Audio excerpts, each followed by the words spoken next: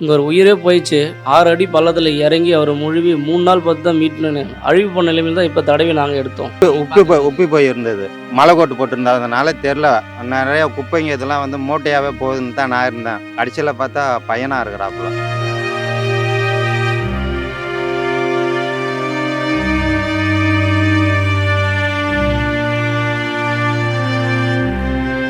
மூணு நாள் ஆகுது ப்ரோ. 2 நாள் கழிச்சு தான் சொல்றாங்களே செத்துட்டாருன்னு. இதான் ப்ரோ அவர் வீடு, இறந்துட்டாருல. அவர் வீடு தான் பாத்துக்கானா, இங்கதான் வரலான்ட்டு அவர் இறந்துட்டாரு. ஆமா இறந்துட்டாரு. கல்யாணம் இப்பதான் மேரேஜ் சொன்னாங்க, அதுக்குள்ள போயிட்டாரு.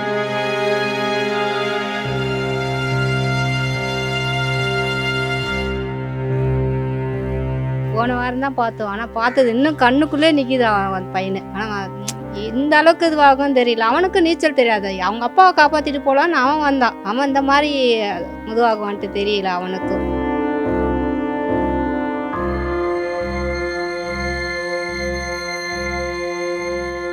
ரொம்ப கஷ்டமாக இருக்குது. இந்த நிலைமை இனிமேல் எங்களுக்கு யாருக்கும் வரக்கூடாது, எந்த மக்களுக்கும் இந்த மாதிரி வரக்கூடாதுன்னு தயவு செஞ்சு எல்லாரும் கோரிக்கை வேண்டுகிறேன். அதுதான் ப்ரோ, எனக்கு 4000 கோடி ஃபுல்லாக சும்மா ப்ரோ. அது ஃபுல்லாக சும்மா ஒரு புட்டாப்பா வச்சு விட்றான். 4000 கோடி ஃபுல்லாக இல்லை, சும்மா இருக்கிற இந்த ஏழை மக்களை காப்பாற்றுக்கே அவனுக்கு இப்படி ஓவராக சீனம் போடுறாங்க. அவனுக்கு ஃபுல்லாக 4000 கோடி 5 கோடி ஃபுல்லாக அது சும்மா வேஸ்ட்டாக வாய் உதாரு தான். ஆனால் நேரில் செயலில் காட்ட மாட்டானுங்க.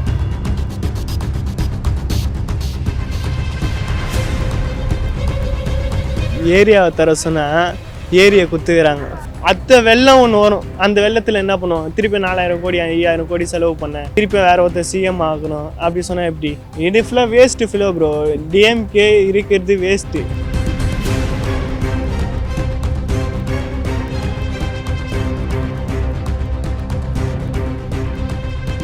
கோடியில் எவ்வளோ செலவு பண்ணியிருப்பாங்கன்னு நினைக்கிறீங்க?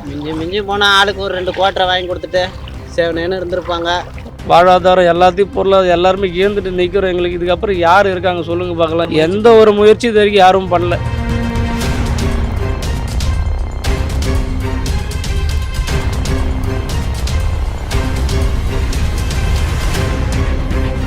என்னத்த பேசி என்ன பண்ண? முன்ன சம்பாரிச்சோம் 8 வருஷத்துக்கு போச்சு. நடுத்தேர் மக்கள் நடுத்தேரில் தான் நிற்கும். காலையில் 6 மணிக்கு போனோம். இப்போதான் ஒரு பொண்ணு கொடுத்தாங்க ஹெலிகாப்டர்லேருந்து போட்டு. ஒரு 2வது வந்தாங்க, வாங்கி ஒரு சாப்பிட்டு நாக்கி வச்சுட்டு வந்துட்டேன். என்ன பண்ணுவேன்? இந்த தண்ணி வடிச்சதான்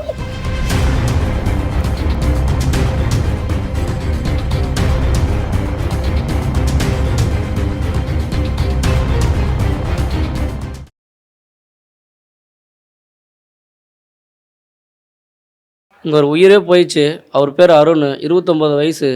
6 அடி பள்ளத்தில் இறங்கி அவர் முழுவி 3 நாள் பார்த்து தான் மீட்னு அழிவு பண்ண நிலைமையில் தான் இப்போ தடவி நாங்கள் எடுத்தோம். ரொம்ப கஷ்டமாக இருக்குது. இந்த நிலைமை இனிமேல் எங்களுக்கு யாருக்கும் வரக்கூடாது, எந்த மக்களுக்கும் இந்த மாதிரி வரக்கூடாதுன்னு தயவு செஞ்சு எல்லாரும் கோரிக்கை வேண்டுகிறேன். நாங்களே தான் எடுத்தோம், யாரும் மீட்பு பண்ணிடலாம், யாரும் வரவே இல்லை. நாங்களாக தான் தடவி நேற்று போய் கேஸ் கொடுத்தோம்.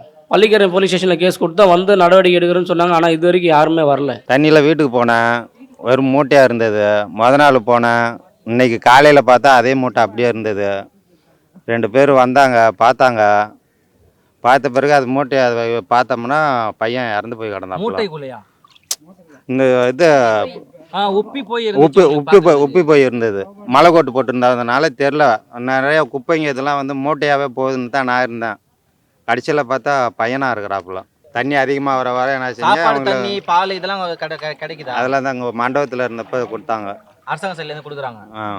போன வாரம் தான் பார்த்தோம். ஆனால் பார்த்தது இன்னும் கண்ணுக்குள்ளே நிற்கிது அவன் பையனை. ஆனால் இந்த அளவுக்கு இதுவாகும் தெரியல. அவனுக்கு நீச்சல் தெரியாது. அவங்க அப்பாவை காப்பாற்றிட்டு போகலான்னு அவன் வந்தான். அவன் இந்த மாதிரி இதுவாகுவான்ட்டு தெரியல அவனுக்கும். ஆனால் ஓரளவுக்கு வயசாகிடுச்சு பாவம். அவங்களுக்காச்சும் ஏதாச்சும் ஒரு இது பண்ணுங்க, உங்களால் முடிஞ்சதாவது ஏதாச்சும் பண்ணுங்க அவங்களுக்கும். அவங்க பேரண்ட்ஸ் வந்து ரொம்ப வயசானவங்க தான். அவங்களுக்கு ஆதரவே அந்த பையன் தான். அவங்க அப்பாவுக்கும் ஃபேமிலி பேஸே அவன் தான். இப்போ அவனே இல்லைன்னும் போது அவங்க என்ன ஆவாங்கன்னு தெரியாது. பேரண்ட்ஸ் ரொம்ப ஏஜிட்டும் கூட அவங்க.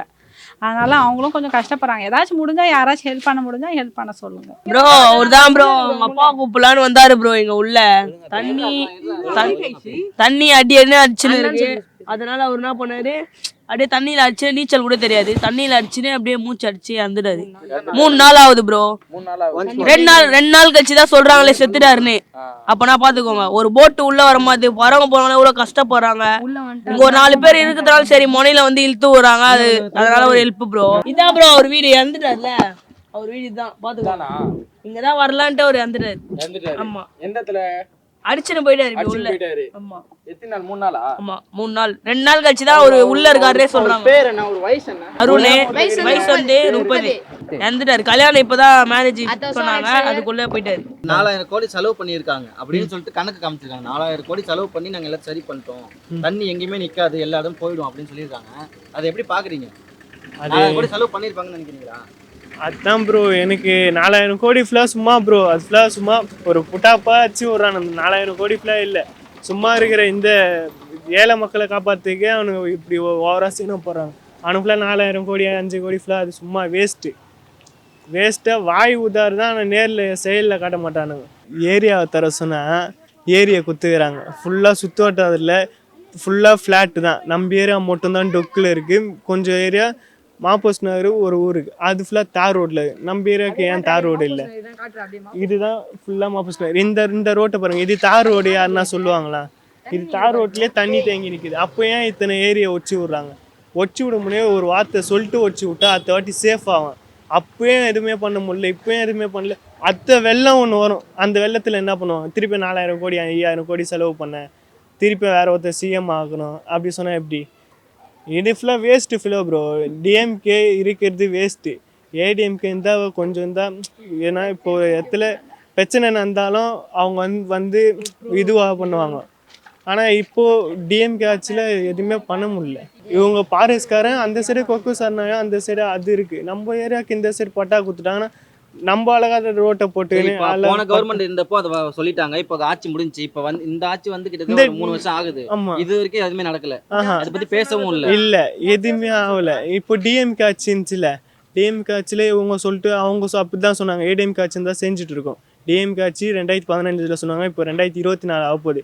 ஃபர்ஸ்ட் அப்போ தண்ணி வந்ததுக்கு சொல்லிட்டு இப்போ இந்த நிமிஷம் இப்போ போட்டிருந்தா ரோடு போட்டிருந்தா நம்ம நடக்கிறோம். கல் மண் பாட்டிலு நம்மளே இப்படி நடக்கணும்னா குழந்தைங்க எப்படி நடக்கும்? இப்போ டிஎம்கே ஏடிஎம்கே ஆட்சி வந்துச்சுன்னா அது எப்படி சொல்ல முடியாது. ஏன்னா இப்போ டிஎம்கே ஆட்சி இப்போது சிஎம்மாக இருக்கிறாரு. இப்போ என்னத்த பண்ணார்? எதுவுமே பண்ணல. இப்போ ஹெலிகாப்டர்லேயே வரானுங்க, ஒரு 4 வீட்டுக்கு எதனா போட்டு அப்படியே போயிடுறானுங்க. ஆமாம், வீடியோ எடுத்து காமிச்சிட்டு போயின்னு இருந்துடுறானுங்க. அது கூட ஒரு போட்டில் வரானுங்க, ஒரு 5 பேர் கூட, ஒரு 5 போலீஸ் வருது. அவள் தான் கேட்டால் இது பண்ணா அது பண்ண. வீடியோக்காக தான் பண்ணுறாங்க. ஆமாம், வீடியோக்கோசம் தான். அது ஒரு சீன் போகிறதுக்கோசம் தான் பண்ணுறான். மற்றபடி அவனுக்கு எதுவுமே பண்ணலையே. அந்த 4000 கோடி வீடியோக்கு செலவு போயிருக்குமோ? அப்படியும் இருக்கலாம். வீடியோக்கே செலவு பண்ணிட்டு போயிட்டு இருப்பானுங்க. மற்றபடி இவனுங்க வேஸ்ட்டு தான் பண்ணுறாங்க. என்ன பண்ண இந்த தண்ணி போகும்னு நினைக்கிறீங்க? இந்த தண்ணிக்கு ஒரு 2 பட்டா ஒன்று குத்துட்டு நீட்டாக ஒரு ரோடை போட்டு குத்துட்டா அழகா இருக்கும் வீடு. ஆமா, குடிகாரன் பேச்சு விடிந்தா போச்சு. இப்போ வந்துட்டு சொல்லிட்டு போயிடுவான். அதே நேரில் பேச சொல்லுங்களேன், பேச மாட்டான். இப்போ கூப்பிட்டாலும் ஐயோ இது எனக்கு தெரியாதுப்பா, இது எனக்கு தெரியாதுப்பா, இதோ சோறு போட சொல்லுங்க, ஒரு லைனில் நிற்பான். பிரியாணியா? பிரிஞ்சி சோறா? அப்படி போவான். இதுதான் ஏரியா. யாருன்னா இப்போ பட்டா குத்தாலும் இவங்க சொல்கிற மாதிரி எல்லாரும் வீடு கட்டுருவாங்க, பட்டா குத்தா கட்டுவாங்க. ஆனால் ரொம்ப வருஷம் இருக்கிறாங்களே அவங்களுக்கு மட்டும்தான் பட்டா கொடுக்கணும். இப்போ வந்தவன் ஊர்லேருந்து இந்திக்காரன் எங்கேயோ இந்த ஊரில் இந்த வந்தவன் ஃபுல்லாக ரூம் எடுத்து தங்குறான். வேஸ்ட்டு தான். அது இருக்கிறவங்களுக்கு மட்டும் பட்டா கொடுத்து, இல்லாதன்னா கிளம்பி போக சொல்லுங்க. ஏரி எங்கே இருக்குது? ஏரி 1க்கு 5 இடத்துல இருக்குது. ராஜேஷ் நகர் ஏரி இருக்குது. அந்த தண்ணி தான் இங்கே ஃபுல்லாக, அந்த தண்ணி தான். அவங்க வருமுனே ஒரு வார்த்தை சொல்லிட்டு இந்த மாதிரி ஒச்சு விடுறோம். ஸோ அது ஒரு நேற்றே ஒரு இது வார்த்தை சொல்லி முன்னெச்சரிக்கை நடவடிக்கை. ஆமாம், ஆனால் அதுக்காக தான் 4000 கோடி செலவு பண்ணேன்னு சொல்கிறாங்க அரசாங்கத்தில். அது ஃபுல்லாக சும்மா கதை. இப்போ அவங்க சொல்லி ஃபஸ்ட்டே சொல்லியிருந்தா நம்ம இந்த நேரம் எங்கன்னா வெளியே எங்கன்னா ஃப்ளாட்டுக்கு தெரிஞ்சவங்க சொந்தக்காரங்க வீட்டுக்கு போய்டும். ரோடும் பிளாக் ஆயிடுச்சு, இந்த இடமும் பிளாக் ஆகுது. அப்போ எங்கே போய் தங்குவாங்க? இவ்வளோ தண்ணி வர காரணம் என்ன? இவ்வளோ அதுதான் ஃபுல்லாக புறம்போக்கு இடம் தானே. இது ஃபுல்லாக ஏரியில் வீட்டை கட்டி கொடுத்தா இந்த இடத்துல ஃபுல்லாகவே சேரு தான். சேரு தண்ணி. இன்னும் கொஞ்சம் மழை பெஞ்சிச்சுன்னா இருக்கிற பாம்பு எல்லாமே இங்கே வந்துடும் நம்ம ஊர். இப்போயே பாதி பாம்பு வந்துடும். இப்போயே குழந்தைங்க பாதி இது கஷ்டப்பட்டுக்கிடுங்க. இதுக்கு மேலே என்ன பண்ண முடியும்? சரி, ஓகே. ஆரப்பாக்கத்திட்ட இருந்து இந்த பில்லு இருக்குல்ல, இந்த பில்லுங்களை எடுத்தா இந்த தண்ணி போயிடும். இங்கே இவ்வளோ தண்ணி நிற்காது. இப்போ 4000 கோடி செலவு பண்ணியிருக்காங்க. அந்த 4000 கோடியில் அதை செலவு பண்ணியிருக்கலாமான்னு நாங்கள் கேட்குறோம். அதை பிள்ளையாச்சும் எடுத்துருக்கலாம்ல. அது என்ன பண்ணுறாங்களோ யாரு கண்டா? 4000 கோடியில் எவ்வளோ செலவு பண்ணியிருப்பாங்கன்னு நினைக்கிறீங்க? மிஞ்சி போனால் ஆளுக்கு ஒரு 2 குவார்ட்டரை வாங்கி கொடுத்துட்டு சேவனேன்னு இருந்திருப்பாங்க.